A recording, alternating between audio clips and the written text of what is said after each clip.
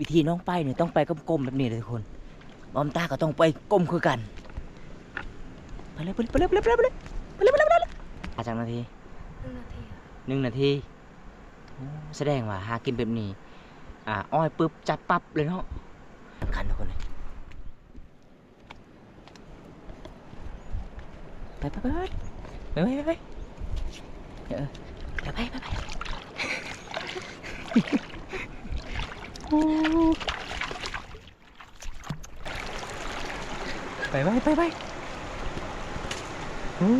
้ำกันเลยพี่น้องเบิ่งมาที่สี่เพื่อจะได้ฮึดโอ้ย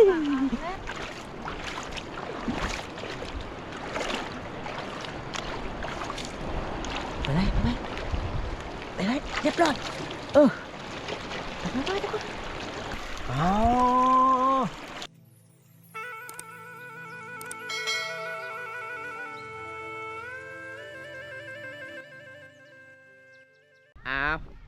กราบสวัสดีแล้วก็สวัสดีครับสวัสดีพ่อแม่พี่น้อง FC บอมตาทุกคนที่เข้ามาติดตามรับชมบรรยากาศยามแรกนะทุกคนนะมื้อนี้บอมตากะสีพา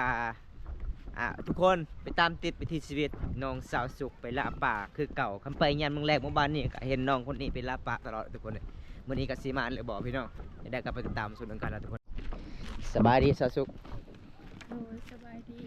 ตอนนี้ไปล่าป่าคือเก่าบ่แม่นปกติก็คือน้องไปหาม่านตลอดเนาะแม่นมื้อนี้สีม่านเลยบ่โอ้น้องใส่ยั้งหนาน้องคือเกี่ยงหมดแล้วแต่ก่อนเป็นซิวลายเลยนะเจ้านะเดี๋ยวนี้ผมมีซิวเลยไปซะจะไปซะน้ำบ่ไปซักจะซักยังอยู่ซักนะสักยายังบูฮูเอ้าแล้วแม่พอได้ซักให้เจ้านะจะมาบูฮูเนี่ยแพทย์โอ้ก็เลยขึ้นมาหูบ่าวซักเอาก็คือเจ้าบอสบาตอนนั้นเนาะนาเจ้าสิวลายเนาะวันนี้หน้าน้องก็สิเริ่มบ่มีสิวทุกคนวันนี้ก็สิมาหรือบ่เจ้าใส่ยังไงอยู่ในหูนี่มีห้ามเขาเจ้าตำพุ่นบ่แล้วเอาสุดุงน้อยๆมาตักไปทุกคนไปเบิ่งน้ำกันทุกคนบรรยากาศยังแรงตอนนี้ประมาณจักโมงตัวนี้4 โมงแรงแล้วโอ้กาสิมาหรือบ่เด้อทุกคนนะครับโซนน้ำกันเลยพี่น้องไปตามติดวิถีชีวิตสาวลาวดำรงชีวิตและลาป่าแบบโบราณ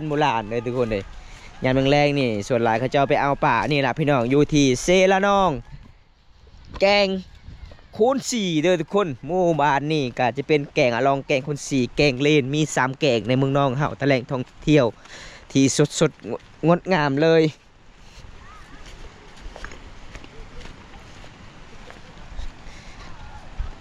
มีสาวบ้านไปหาเลยบ่คือเงียบเลยมื้อนี้เนาะบ่มีไผมาเนาะโอ้แม่นคนแล้วทั้งพุ่นเห็นบ่โอ้เขาไปเอาแล้วทุกคนเฮ้ยไปสิมาเลยบ่ทุกคนหอมนี่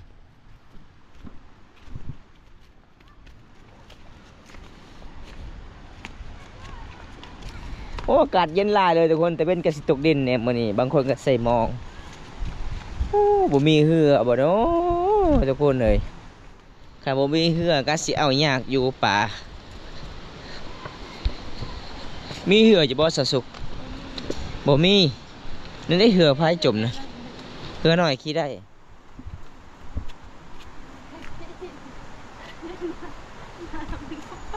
ฮะยังจะเบานะน้ำลมโอ้ภาษาลาวเนี่ยบ่ได้แล้วทุกคนสาวภาษาบางกอกนี่ภาษาลาวนี่ขี้เหือนี่น้ำลงบ่แม่นเหือสิลมมันลมง่ายดอกขี้เหือน้อยเนาะเอาไปเหือน้อยก็ไปเดี๋ยวทุกคนไปเบิ่งวิถีชีวิตเนาะดำรงชีวิตยามแรงหากินสู่ครอบครัวกินแต่เป็นกระสิตกดินเก่งกระสุดยอดลายธรรมศาสตร์ดมสมบูรณ์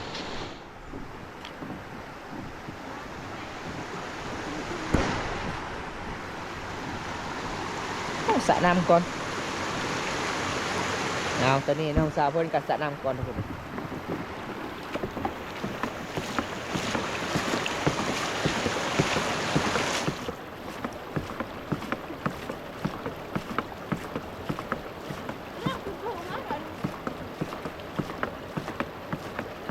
แม่นน้ำเข้าบ่เหือนี่บ่ไปได้บ่สองคนขี่ได้บ่เหือนี่บ่ ดูกัน เอามาเบิ่งน้ำกันทุกคน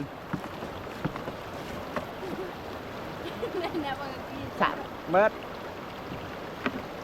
เอาเกือบเจ้าสะ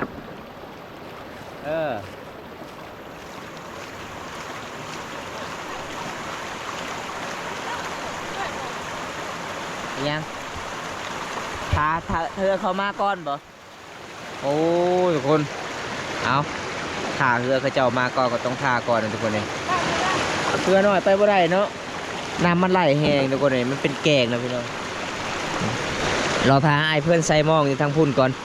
โอ้เขาเจ้าฮะมาไปเอาป่าทางพุ่นทุกคนเลยบรรยากาศยำแรงวันนี้ก็ไปลาป่าคือเก่ากับสาวสุกคนงามสุดเจ้ามันนี้งามเนาะมาแน่นอนป่ามันนี้จะใส่สุดนี้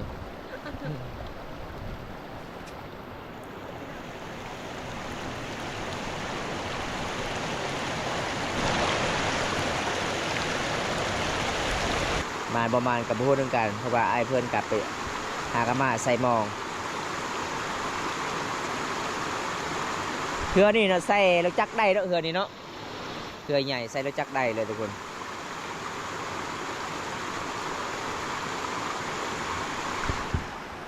บรรยากาศยามแรงธรรมศาสตร์อุดมสมบูรณ์เลยเขตนี้พี่น้องมีกกใบไม้เขียวสดๆงดงามหาปลามีปลาหลาเด็กบางคนก็ลาปลาใส่มองบางคนก็ใส่เบ็ดบางคนก็ลายลาคือสุกลายลานะพี่น้องลายลาแบบเป็นสุโบราณ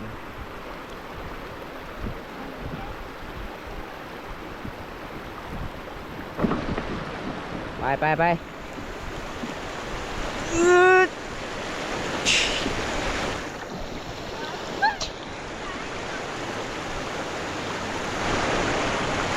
ได้บ่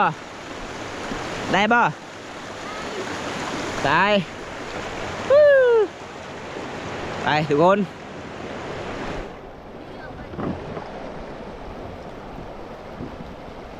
สาวลาวเขตนี่ก็เจ้าไฟเหือเก่งเลยทุกคนเบิ้งน้ำไหลแห้งขนาดเลย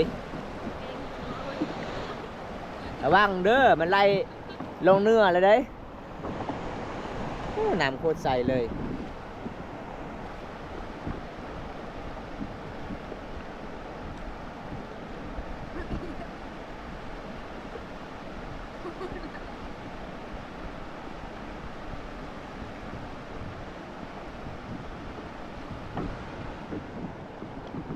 ธรรมศาสตร์อุดมสมบูรณ์เลยแค่นี้ทุกคน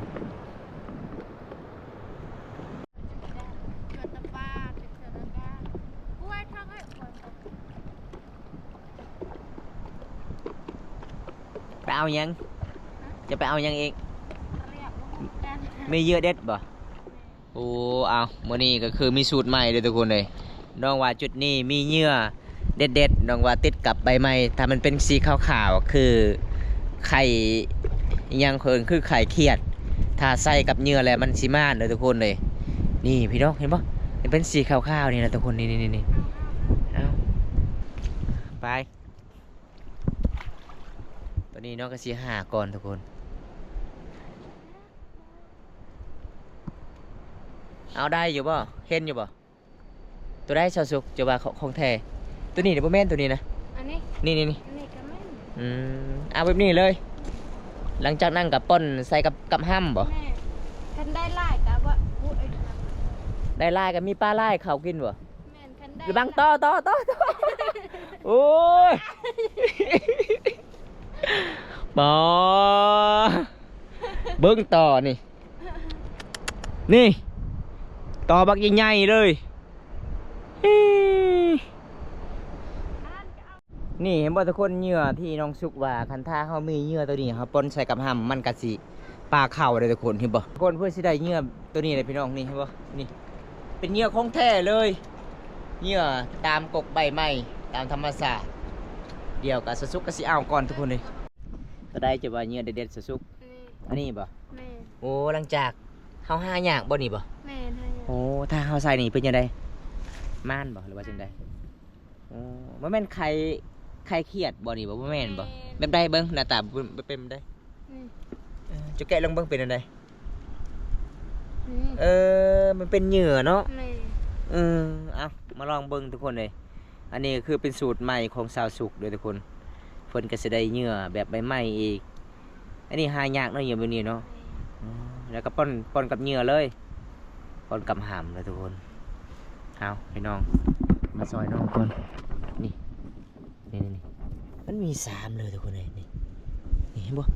ไข่มันเป็นแบบนี้ทุกคนเลยมีไข่ลายเลยใส่แบบใด ใส่ลง แบบนี้เลยใส่เลยบ่ จากนั้นก็เอากับขย่าง เขย่ามันเป็นเขย่าเอาเก็บซอยน้องก่อนมื้อนี้สิมานแท้เลยบ่พี่น้องถ้าบ่มานก็แสดงว่าบ่บานเหงื่อนี่ล่ะทุกคนเลย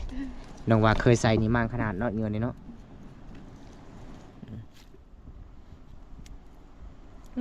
กันสาวเบาเฮ็ด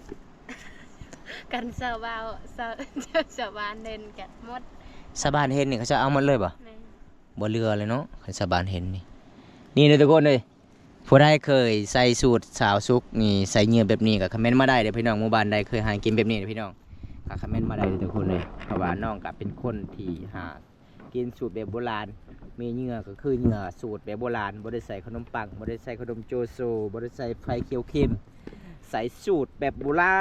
าณเลยทุกคนเลยสุดยอดหลายเลยน้องสุกคนงามหาอยู่หากินบรรยากาศยามแรงๆลาปลาจาดปลาขาวปลานิลปลาย่างต่างๆเข้าก็คือน้องจับเลยทุกคนเลยหลังจากนั้นเป็นยังไงบัดนี้เขย่าบ่ แม่นค่ะ เออ เฮ็ดแบบนี้เห็นให้มันมุน แม่น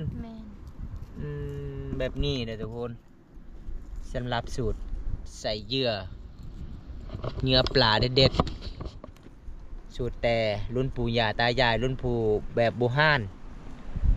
แปลกเนาะสูตรของเจ้าหาอยู่หากินแบบนี้คอยกับเคยได้เห็นครั้งแรกในชีวิตเลยเด้เจ้าหากินแบบนี้ ตอนยังบ่ได้มุ่งนะก็เอาใบไม้ ใบไม้โยน แม่น ตะกี้สมัยน้องหากินก็คือตะกี้บ่มีมุงบ่ บ่มี โอ้แล้วก็เอาใบไม้เด็ดๆแล้วก็ใส่ถุงยางแล้วก็โยนเอา บ่ได้ใส่ทุกอย่าง อ๋อเก็บไว้ละลาย แม่น แล้วก็มัดเอามื้อนี้ช่วงนี้ก็คือมีมุงเนาะก็เอามุงมาโยนอีกทุกคนคันมีแห่ก็ได้บ่เฮาโยนใส่แห่นะ ได้ ได้เนาะแห่งคักเนาะเนาะ แม่น โอ้ไป แต่สุดผู้ชายนะเฮ็ดแบบนั้น ผู้ชายนี่ใช้ได้ แม่น ผู้หญิงนี่เป็นจังไดโยนบ่เป็น แม่น เออ ผู้ชายน่ะเฮ็ดสูตรแบบนี้บ่เป็น สุดไปสุดมัน แม่น เอาน้องขยับแบบนี้ เวลาน้องเขย่าเนี่ยบ่เห็นเลย แมทเป็นน้อยๆเลยทุกคน คันได้หลายก็บ่ใส่และดินทรายนี่ก็ยังใส่อยู่ ถ้าได้ลายคือบัวใส่เลย ดินทราย แม่น แห่ทรายบัวใส่เลย เอามาเบิ้งน้ำกันทุกคนไปเบิ้งน้ำกัน สูตรน้องหาปลาสูตรแบบใหม่ๆอีกทุกคนตอนนี้น้องสิเอา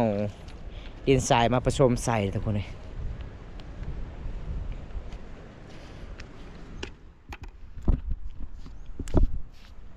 เอาดินทรายนี่ป่ะ แม่น เอาดินทรายแล้วก็มาผสมใส่กับหำเหงื่อทุกคน เจ้าแหนมยังอยู่หลุมนะเจ้าแหนมนั่งขอยเห็นเจ้าแหนมตลอดเลย บ่ได้แนมอิหยัง เอาเหงื่อเด็ดเด็ดหรือบ่เด็ดทุกคนเลยถามบ่เด็ดก็คือสาวสุกกินตัว FC ล่ะถามมากก็คือแสดงว่าสุดโอเคอยู่สูตรแบบนี้และหลายคนนะอยากไปเบิ่งวิธีชีวิตเจ้าหาอยู่หากินแบบนี้ได้ว่าจะเป็น FC พังไทยก็อยากเบิ่งเพิ่นว่าแปลกเลยหาอยู่หากินแล้วแต่ละหมู่บ้านก็บ่มีแต่คือหมู่บ้านเจ้าหากินแบบนี้เด้หมู่บ้านข่อยก็บ่มีเด้เขาบ่ฮู้ซ้ำเขาเบิ่งว่าเจ้าเอาปลานี่โยนเอาม่านขนาดเลยเขาอยากไปเบิ่งอีหลีก็ว่าเขาสร้างคอนเทนต์เอามันบ่แม่นเนาะ บ่แม่น เรื่องจริงเลยทุกคนนี่เลยทุกคน เป็นเรื่องจริงเนาะหากินแบบโบราณไป กัน ไปอ้อยน้ำกันทุกคน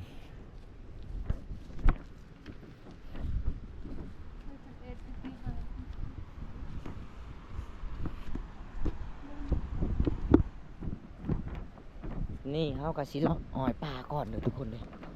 น้องกระสีอ้อยปลาก่อนน้องกระสีหาจุดที่มีนี่ได้คักนี่นี่ นี่ได้เขาใส่เลยใช่ไหม เวลาใส่นี่บ่ได้เว้าบ่คิดว่าให้มันม่านเด้อ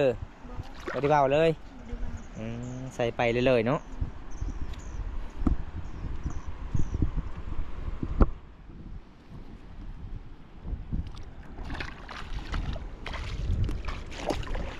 ตอนนี้ก็คือหอดเวลา4:26 นาทีแล้วทุกคนมาเลยบ่มาทุกคนเลยน้องมีเหยื่อเด็ดๆบำตากับตามติดวิถีชีวิตน้องเด็ดหรือบ่เด็ดทุกคนเหยื่อของน้องมื้อนี้เป็นยังไง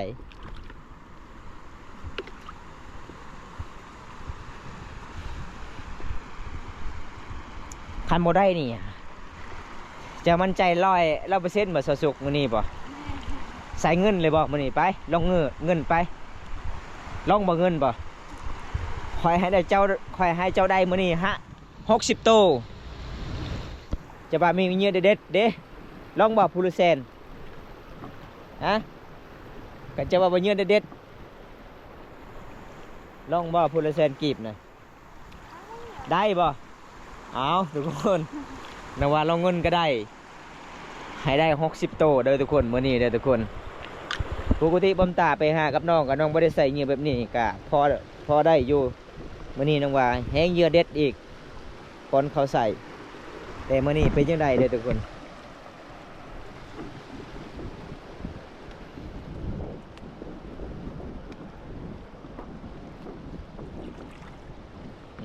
ใส่อยู่นี่เลยเนาะ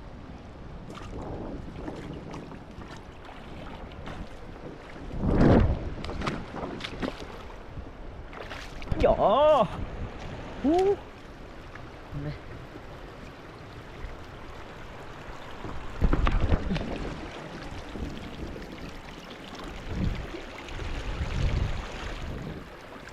ง่ายอยู่ว่าจุดนี้บ่ปลาเข้าบ่ได้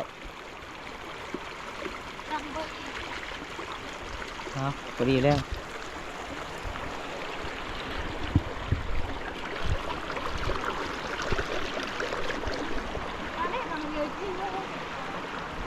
นี่เด้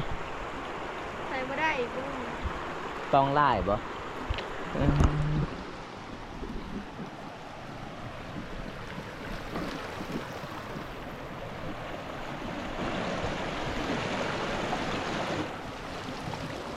FC ทำเจ้าชื่อใดบ่เจ้าใส่ลายบอลนะชื่อใดเบิดเลยโอ้เก่งถ้าชื่อใดเก่งขนาด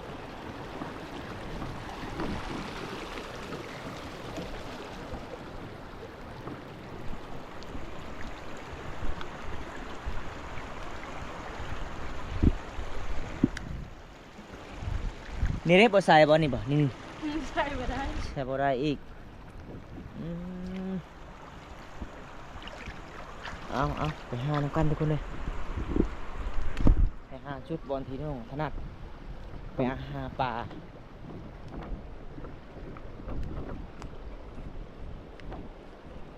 แต่จุดนี้ใส่ได้เนาะจุดนี้เนาะ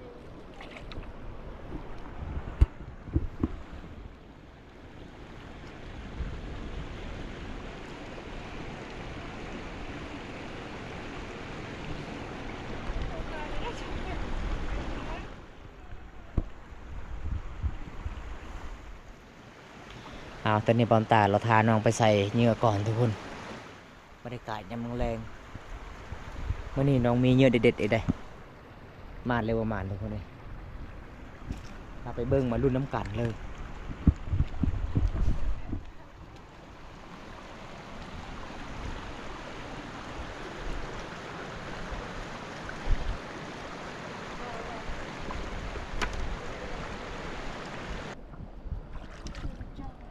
ก็ใช่เลยปะใส่เลยจักสิเมื่อมันประมาณกับเบิ้งน้ำกันเลยทุกคนเลย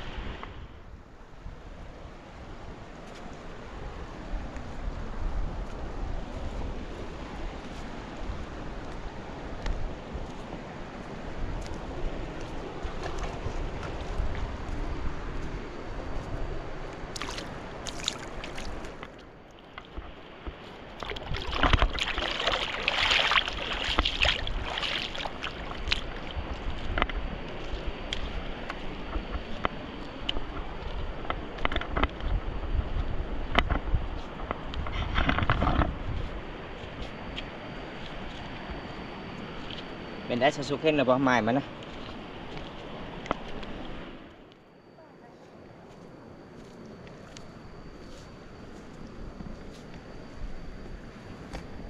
เด็ดไม้พวกใส่ได้เนาะอย่างนี้เนาะ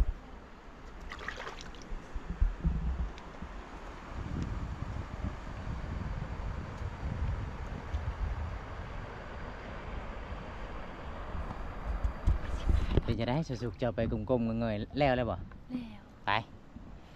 ตอนนี้น้องกับสิบวางเหยื่อแล้วเด้อทุกคนเอากลับไปเบิ่งน้ำกันทุกคนเลยสิมาแล้วประมาณเบิ่งน้ำกันเลยพี่น้องวิธีน้องไปเนี่ยต้องไปก้มๆแบบนี้เลยทุกคนบอมตาก็ต้องไปก้มคือกันไปเลยไปเลยไปเลยไปเลยไปเลยไปเลยไปเลยไปเลย เอาเฮ็ด โอ้บ่ถึกซ้ำขันปากเขาแล้วบ่ถึกเลยจะโยนมุงนะ ท่าก่อนให้ปลาเข้าก่อน ฮะ ท่าก่อน ท่าจังนาที 1 นาทีอะ 1 นาทีโอ้แสดงว่าหากินแบบนี้อ้อยปึ๊บจับปั๊บเลยเนาะระวังเด้อถามว่าได้60 ตัวเจ้าเสียให้ก่อย100,000ใส่เงินเลยได้ลงเงินมาเรียบร้อยเลยได้ถ้าได้60 ตัวเขาเสียให้เจ้าเงิน100,000 กีบใส่รีบบ่ ใช่ เอาไปทุกคนถามว่าได้แสดงว่าน้องขี้ตัวเลยเหงื่อทุกคนเลยนึกว่ามีเหงื่อเด็ดๆเอาไปทำคันทุกคนเลยไปไปไปไปไปไปไปไปไปไป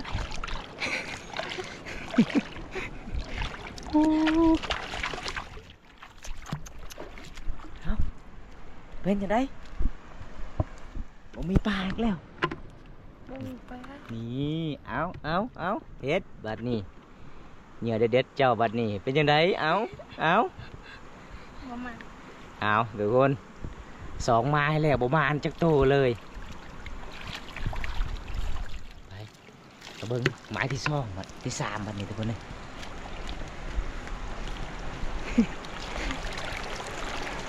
ไปโอ้เหมือนมันออกเลยบ่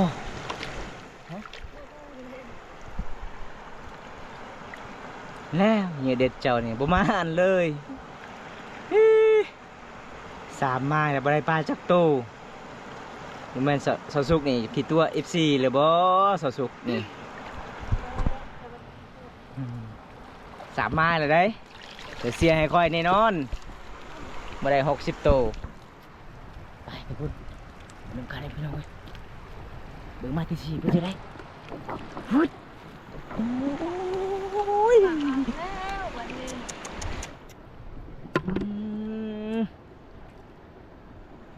ปลาก็จับบ่ทันดอกเจะโยนบ่ถึกเลย จะมาซื้อ นี่เอาออกแล้วเอาสะดุ้งมาตักเลย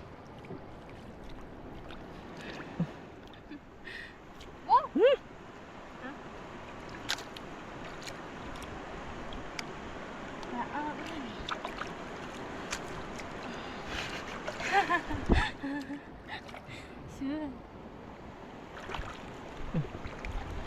อากาศด้วยแต่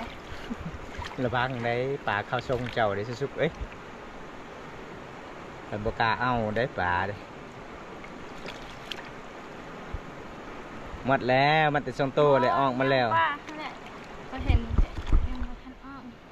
เอาไม้ที่4กับบ่มานแล้วบัดนี้ทุกคนลงเงินเรียบร้อยได้ก็สอสุกเด้พูละ100,000 กีบแต่ค่อยให้น้องเพิ่นจับได้60 โตจึงเสียให้น้องถ้าบ่ได้60 โตคือแสดงว่าน้องผิดตัวแล้วบ่มานไปเอายากไม้นี่ โอ้ปลาน่ะ เอาไม้ผู้ไม้ ปลาน่ะจุดนั้นน่ะให้ปลาเข้าก้อน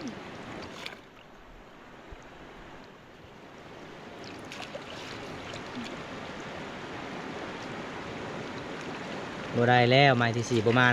เป็นไดมานแล้วบ่ มา1 โต 1 โตแล้ว แม่น เอาทุกคนนี่ไม้ที่4มา1 โตเลยเด้อทุกคนเลยเอามานอยู่ยังจักไม้ ยังเลย ยังลายบ่ เยี่ยมมื้อนี้กะบ่หลายเอานะ บ่ลายอีกเอา เว้าเหยื่อบ่หลายอีกใส่บาตรมีเหยื่อเด็ด มีเด็ดๆแต่ก็บ่หลายให้ ๆไปทุกคนมาเบิ่งหอบต่อไปเด้อทุกคนเด้เป็นจะได้หอบต่อไปวันนี้ลองมาหน้าก่อนทุกคน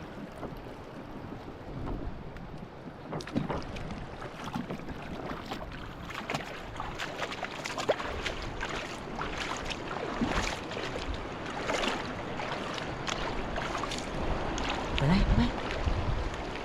เรียบร้อยไปปลาบ่ฮะปลาบ่ ปลาหลายเต็มมันออก คนเลยแต่ว่ามีปลาไหล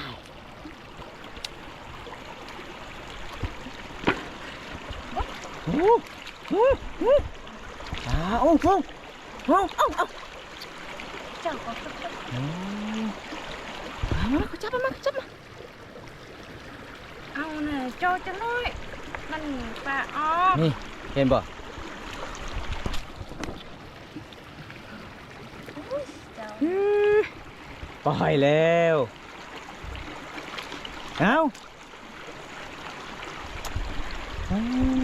นี่ เอาได้หนึ่งโต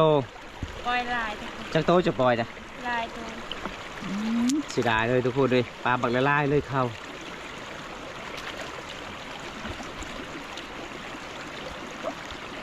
หมดแล้ว ย่าง นี่เอา2 ตัว3 ตัวแล้วเด้อทุกคนเสียดายเลยพี่น้องไอ้ปลากระโดด ปลา ออกบักละลายเลย ก็ทันนะ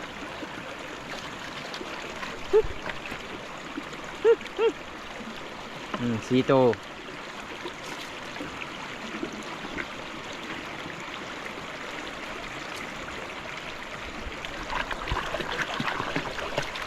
เอาน้องกาสี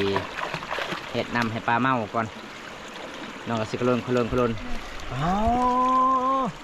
จับตัวเลย 4-5ตัว เก่าโตแล้วเอาเก่าโตแล้ว